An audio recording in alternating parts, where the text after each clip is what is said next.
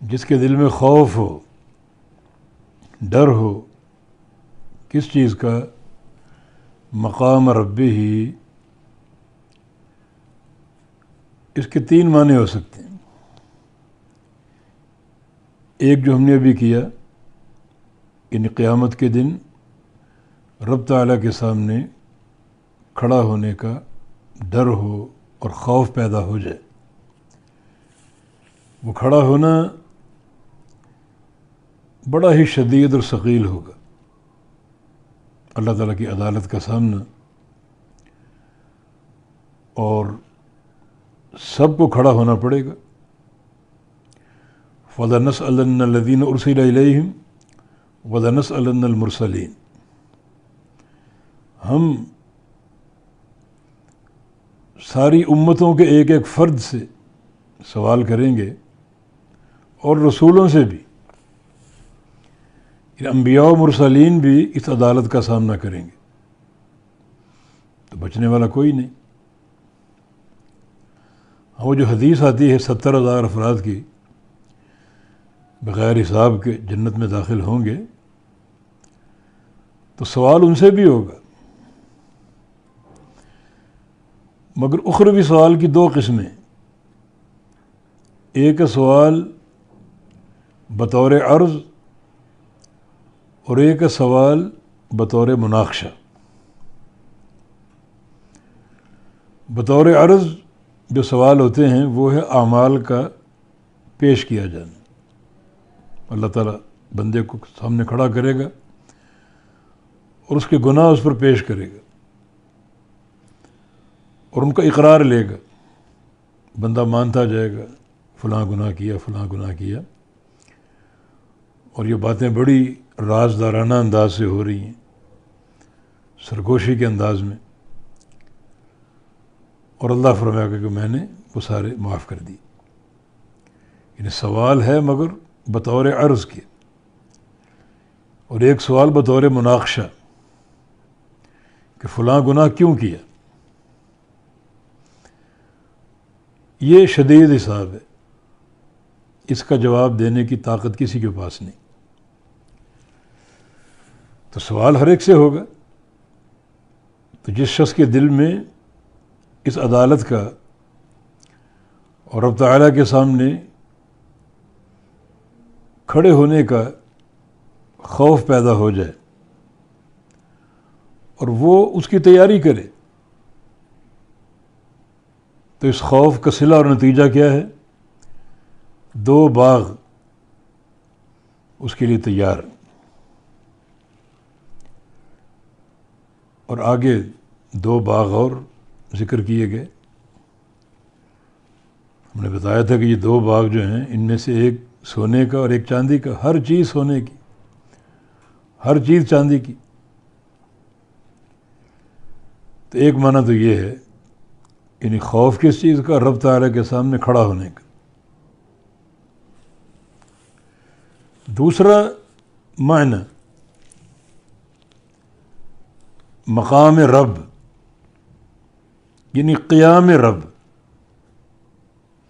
اللہ تعالیٰ ہر نفس پر قائم ہے، اس کی نگرانی فرما رہا ہے. افمن هو قائم علی کل نفس، ہر نفس پر وہ قائم، ہر بندے کی نگرانی کر رہا ہے، ہر بندے کے اعمال کو دیکھ رہا ہے. تو یہ خوف پیدا ہو جائے. جیسے کہ حدیث قدسی میں نبی علیہ السلام کا ارشاد گرامی کہ اللہ فرماتا ہے یا عبادی انما ہی اعمالکم احصیہا لکم، میرے بندو میں تمہارے اعمال گن رہا ہوں، نیکیاں کر لو یا گناہ کر لو، نیکیاں بھی گن رہا ہوں، گناہ بھی شمار کر رہا ہوں. تو جس بندے میں یہ سوچ پیدا ہو جائے کہ اللہ تعالیٰ دیکھ رہا ہے، اللہ نگرانی کر رہا ہے، اللہ ہمارے اعمال کو شمار کر رہا ہے، اور یہ خوف اس کے اندر بیٹھ جائے اللہ تعالیٰ کی نگرانی کا، اور پھر اس خوف کے نتیجے میں وہ اعمال انجام دے جو اللہ کو راضی کرنے والے ہیں، تو اس بندے کے لیے جنت میں 2 باغ تیار ہیں. یہ دوسرا معنی. تیسرا معنی کیا ہے؟ مقام رب کا خوف، رحمان کی عظمت کا، اس کی کبریائی کا. کتنی بڑی ذات ہے وہ، ہر شے سے بڑی ذات. اس کا مقام، اس کا مرتبہ، اس کی ہیبت، اس ذات کا خوف دل میں بیٹھ جائے، اس کی کبریائی کا، عظمت کا. کتنے جلال والا اور کتنی بڑی ذات ہے وہ. قیامت کے دن آئے گا، زمین و آسمان ایک انگلی پر، سمندر نہریں دوسری انگلی پر، اور اس طرح جو پہاڑ ہیں اور زمین کی تربت ہے، درخت ہیں، وہ ایک انگلی پر. در اندازہ کریں اس کی عظمت کا. زمین کو کس طرح قبض کر لے گا، آسمانوں کو کس طرح لپیٹ لے گا.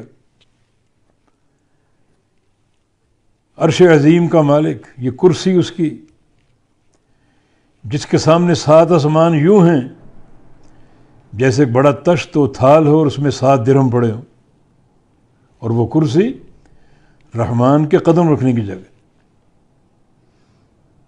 اور اس کے اوپر رحمان کا عرش. عرش کے سامنے کرسی کیسی؟ جیسے ایک چھلا کسی چٹیل میدان میں رکھا ہو. اس عرش پہ اللہ تعالیٰ مستوی، اور وہ آخری مخلوقات ہے. آخری مخلوق جس پر رحمان مستوی ہے، اس کے اوپر کوئی مخلوق نہیں ہے. اللہ تعالیٰ کا علو، اس علو کا خوف ہو، علو مکان کا خوف ہو، علو مرتبہ کا خوف ہو، اور علو قہر کا خوف ہو. اپنے اندر یہ خوف بٹھا لے تو اس کے لیے یہ 2 باغ تیار. تو وَلِمَنْ خَافَ مَقَامَ رَبِّهِ جَنَّتَانِ، اور اس شخص کے لیے جو ڈر جائے مقام رب سے، یا رب کے سامنے کھڑا ہونے سے، یا رب تعالیٰ کی نگرانی سے اگر اس کے اندر خوف پیدا ہو جائے تو اس کے لیے 2 باغ تیار ہیں.